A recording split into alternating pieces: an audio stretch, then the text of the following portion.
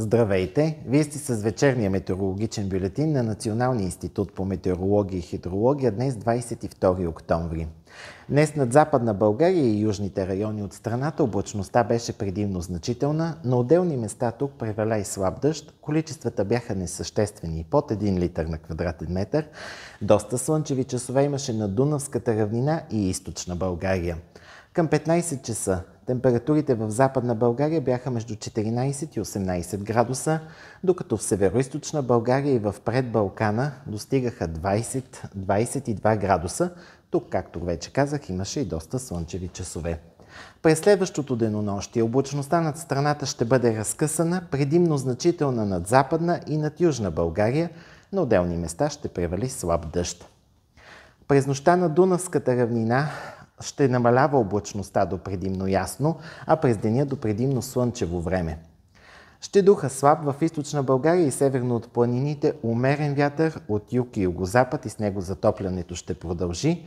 Утре сутринта минималните температури в повечето райони ще бъдат между 6 и 11 градуса, по-високи по Черноморието до 12-15 градуса, а максималните температури утре между 18 и 23 градуса.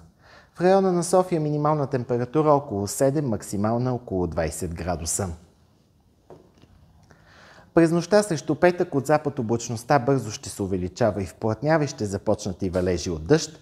В петък през страната ще премине студен атмосферен фронт. На много места от запад на изток ще има краткотрайни валежи, в отделни главно югоизточни райони, придружени с гръмотевици. Ще започне и понижение на температурите.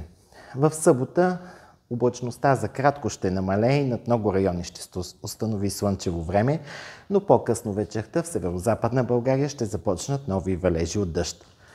В неделя и понеделник над страната ще преобладава облачно време, на много места ще има валежи, в отделни райони значителни по количество.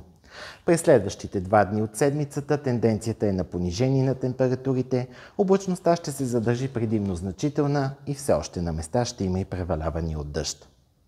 Така завършва вечерния метеорологичен бюлетин, подготвен днес от дежурните синоптици Боряна Маркова, Марияна Попова и от мен Красимир Стоев.